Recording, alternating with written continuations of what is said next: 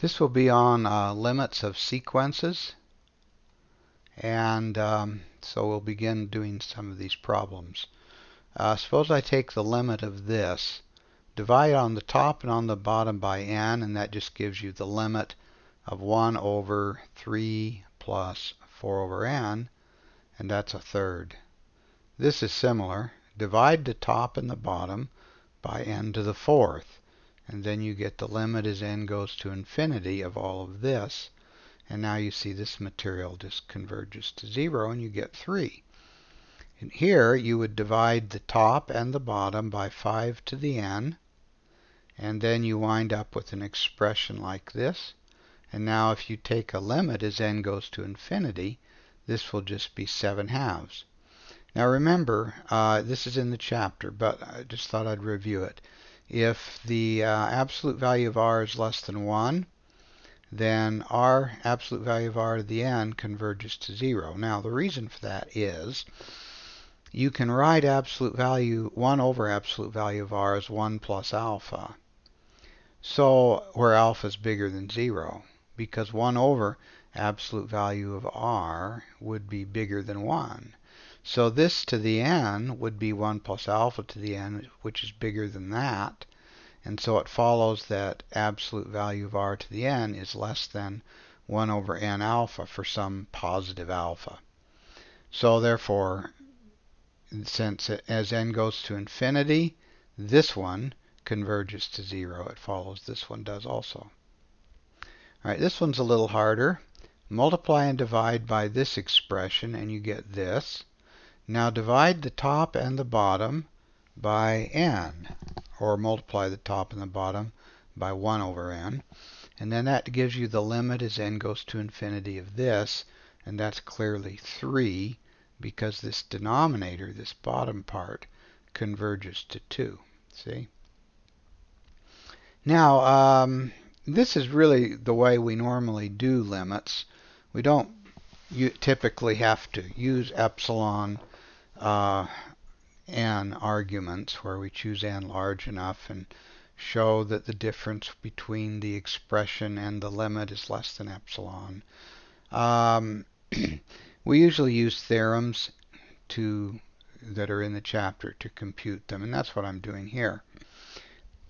Now in this example you have a sum, and it's a sum from k equal 1 to n. That's the nth term of the sequence.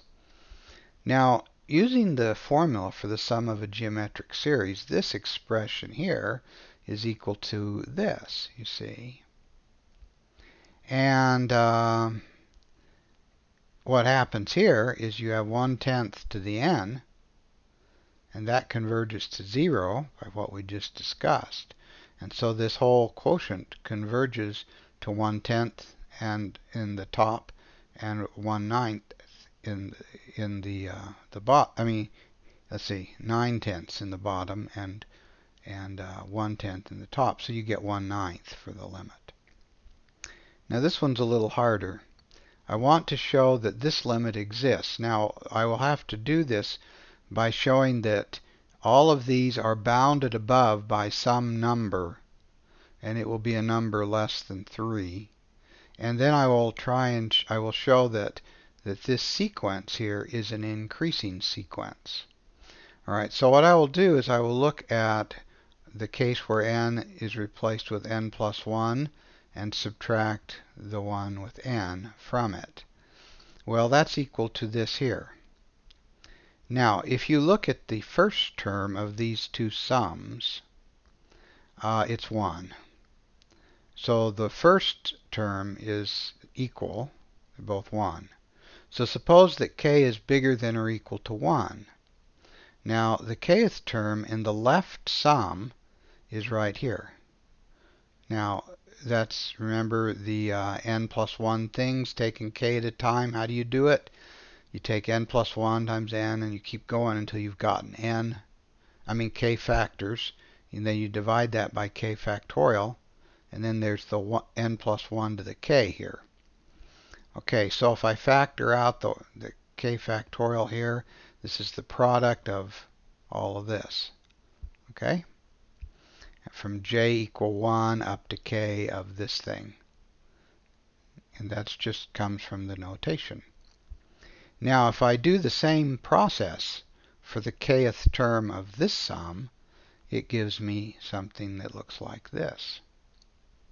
Now, both of them have the same number of factors in these products, but these expressions are bigger than or equal to these expressions. Now, to see that, I claim that this is bigger than that. That will be true if n times this is bigger than n plus 1 times that. So I just compute n times this, and I get this. And if I take n plus 1 times this, I get this. Now, you see there's a lot of the same terms here as there is here. But over here on the right, there's a minus j plus 1. Now, j, you see, is bigger than or equal to 1. And so this is smaller than or equal to this. Okay? And so, what does that say? Well, that says that this expression is no bigger than this expression, and therefore the difference between these two is going to be positive. Now, you may also notice that, in fact, this sum has one more term in it than this sum, and that further makes the discrepancy between these two larger. Okay, so that strengthens the statement that this is bigger than that. So these are increasing. Now I need to show there's an upper bound. This to the n is this, and that's equal to this. Okay. Now, where are we getting to this? Well, it's not equal. It's less than or equal to. So where I have the n here, I'm putting an n times n minus 1 on down to n minus k plus 1. And then you remember what this is. It's this thing in the top divided by k factorial in the bottom. So you just get the summation from k equals 0 to n of 1 over k factorial. And this will be larger than this. Now, if k factorial is bigger than... Now, the thing I can say is that for k bigger than or equal to 5, k factorial is bigger than 2 to the k. All right, now let's see why that is. If you let k equal to 5, you get 1/20th, 120, and that's certainly bigger than 2 to the 5th, which is 32. So suppose this is true for some n bigger than or equal to 5. Then if I look at n plus 1 factorial, that's n plus 1 times n factorial. That's bigger than or equal to n plus 1 times 2 to the n. But now this, see, is bigger than 2. And so that would be bigger than 2 to the n plus 1. So you see, if the inequality is true for some n, then it's true for the next n. Therefore, if I look at this sum for n bigger than or equal to 5, and that's all I care about because I'm going to be letting n go to infinity, then I can get an upper bound. This is smaller than or equal to this plus this. And this here, you can just compute it. Just add it up, and then you get 2.7 something. And then when you have this one here, you can sum that using a geometric series and get that this here is smaller than 1/16 times this. So then if you just take out your calculator and do a computation with it, you get 2.7708 is going to be bigger than or equal to the thing I started with, which was 1 plus 1 over n to the n, and that's smaller than 3. So what do I have? I have that this is an increasing sequence and it's bounded above, so it converges. Now, later on, we'll find that the thing it converges to is called e, and e has the special property that its natural log is 1. Remember, this was discussed earlier in the material on logarithms. Okay. Now here's an interesting inequality. N to the n plus 1 is bigger than or equal to n plus 1 to the n for all integers bigger than or equal to 3. Now why is that? Well, it's because if I divide both sides by n, well, let me say it this way. It will be true if whenever n is bigger than or equal to this, if n is bigger than or equal to this for all n bigger than or equal to 3, because I get this inequality by dividing this one by n to the n. So you see, the question comes down to this. Is n bigger than or equal to this? Well, I just showed that this is smaller than or equal to 3. So if n is larger than or equal to 3, this is going to hold. This is a pretty interesting little inequality, I think. Okay, let's show that the limit of n sine of n cannot exist. Well, it can't exist because the sine of n does not converge to 0. So you have something that does not converge to 0 times something that's times n, which is getting arbitrarily large. So the sequence cannot get close to anything as n gets large. So let's see why this is the case. If the sine of n were close to 0, then you could look at the sine of n plus 1, and it's this. Now, if sine of n is close to 0, then this will be very small, see? What about the cosine of n? Well, it must be fairly close to 1, in absolute value anyway. Because the sine squared plus the cosine squared is 1.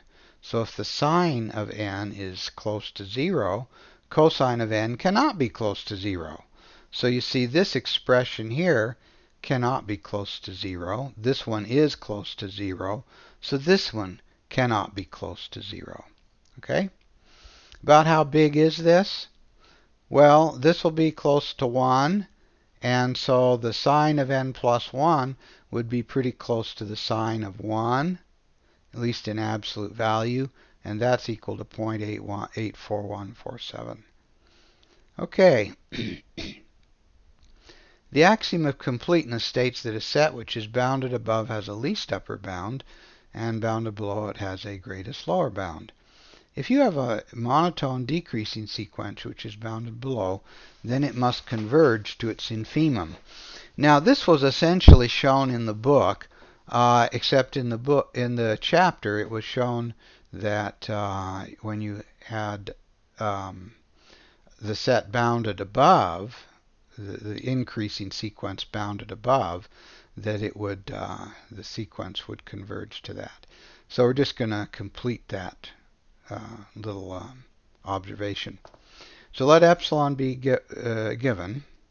Then I'm going to let a be the infimum of all these. So there exists an a sub n in here, since if not, a would not be the greatest lower bound. You could use this one instead, you see. So this would be a larger lower bound. Now I will let a sub n be here. And since it's a decreasing sequence, it follows that for all k bigger than or equal to n, a sub k is in here. And so the limit is equal to a. And that just follows from the definition. Now take a look at this sum. I want to look at the limit of a sub n. Okay? Now I'll do that by observing that these sums are increasing. They're getting bigger as n gets bigger. And I will show that they are bounded above. Well, this is equal to this, and that's that, because you see this expression here, it's 1 over k minus 1 minus 1 over k. Now you can just do the computation and see that that's the case, or you might have fun reviewing partial fractions at this point. Okay, so this would be the sum from k equal 1 to n minus 1. I changed the variable of summation on the sum that involves the 1 over k minus 1. And then the other one, I have minus the sum of these. Okay, and now what can I do here? Well, I take out the first term and take out the last term, and then all the others cancel. And so this is equal to 1 minus 1 over n less than or equal to 1. So therefore this thing converges. The limit as n goes to infinity exists. Now, what happens if you have this harmonic series? Sum from k equal 1 to n. This is the nth term of a... No, it's not a harmonic series. It's a p-series. We'll be discussing these more later in the book. Show that the limit as n goes to infinity of h sub n exists. Well, h sub n is smaller than or equal to a sub n because you see you're dividing by something bigger here than you are up here, see? And all these a sub n's are bounded above, so it follows that the h sub n's are, that's an increasing sequence and it's bounded above, so it converges. In fact, it converges to pi squared over 6. And I'm not sure who first showed that, but the machinery for showing it was established by Dirichlet back in the 1830s. Now, we won't do a lot of that in beginning calculus, but there's a whole lot of real interesting stuff that comes from calculus. All right, it's certainly one thing to be able to show something converges and quite another to be able to identify that to which it converges. Okay, suppose you have a sub n is equal to this and j sub n is that. Well, if I take the intersection of all these a sub n's, I get 0, because you see 0 is in all of them, and there isn't anything else that will be, because if it's a positive or a negative number, eventually it will be excluded by this interval. Now, these intervals have the same length, but if I take the intersection of all those intervals, I get the empty set. Because if you take any positive number, eventually 2 over n will be smaller than that positive number, so the positive number will not be in j sub n. Now, so that's kind of interesting. So this is the empty set. Now, next, suppose you have a sequence. Let a sub k be the supremum over n bigger than or equal to k of a sub n. And so lambda is the limit of these a sub n's, and that's called the lim sup. This was in the chapter. And remember, this was a decreasing sequence. So I want to show that in all cases there exists a b sub n less than a sub n such that these are increasing, and the limit of this increasing sequence is also lambda, just like the limit of the a sub n's is. Okay, so we're going to try and show that. Well, there's some cases. If lambda is infinity, then what happens? Well, each a sub n is infinity, so just let b sub n equal n. That does the job. If lambda is minus infinity, then you know that each a sub n is real because we're given that this is a real sequence. It's in the real numbers. So when you take the supremum of the a sub k for k bigger than or equal to n or something, then you would get something that's a real number. Okay, so this is real. So what I could do is I could just let b sub n always be minus infinity. Now these are the exceptional cases. The interesting case is where the lim sup is in the real numbers. So assume that's so. Then you have a sub n is bigger than or equal to lambda because this sequence decreases, you see, and its limit is lambda. So what I'll do is I'll let lambda delta sub n be the maximum of 1 over n and twice the difference, a sub n minus lambda. I don't know, this might actually be 0. I don't know. But this is going to be a positive number because of the 1 over n. And now what I'll do is I'll pick b sub n in this open interval. So it's strictly bigger than lambda minus delta sub n and less than lambda. And also I will pick it in such a way that it increases. So b sub n plus 1 is bigger than or equal to b sub n. Now, I can always do this because this is always going to be an interval that has a non-trivial interval, I should say. It's never a single point. So, what happens? Well, a sub n minus lambda converges to 0, so b sub n must converge to lambda, because both of these things converge to 0. So that takes care of the case of finite lambda. All right, now the next thing I want to do, having found this b sub n and a sub n, is I want to show that for each of these half-open intervals, there are infinitely many, it contains a sub k for infinitely many k. All right, so here's how we'll do it. If L is bigger than n, then a sub L is no bigger than a sub n because these things decrease. And therefore, since b sub n is less than a sub n, so you have a sub n here, you have b sub n here, you have a sub L somewhere in between, okay? And so there's some a sub k for k bigger than or equal to L such that a sub k is bigger than b sub n. Okay? And this is true for each L, so it follows that this contains a sub k for infinitely many k. Now, so what I can do now is I can look at a sequence of these intervals, b sub k comma a sub k, half open interval here. And what I'll do is I'll pick a sub n k in here such that a sub n k plus 1 is always bigger than a sub n k. And so the limit of that will end up being lambda. Let me say that differently. I don't need that. Okay.